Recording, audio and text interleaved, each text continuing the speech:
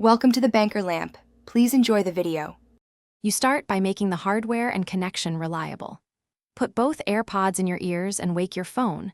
Once done, open Bluetooth and confirm the AirPods show as connected. Make sure the case isn't needed. If they won't connect, close the lid and reopen.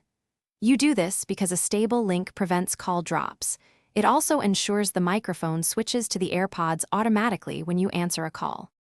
You handle an incoming call by tapping or squeezing depending on your AirPods model. Once answered, check the in-call display to confirm audio routes to AirPods. Make sure to adjust volume on the phone or with the AirPods controls so the caller hears you clearly. If you need to switch to the phone or speaker, tap the audio button on screen.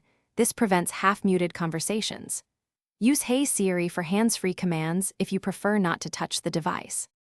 To finish, tap or squeeze to end the call, then glance at Bluetooth to confirm the AirPods return to idle.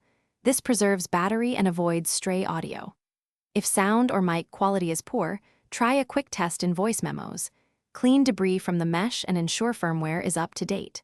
If problems persist, reset the AirPods by holding the case button about 15 seconds and repair.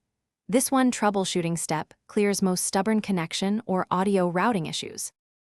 Thanks for watching. If this was helpful, leave a like and consider subscribing. See you next time.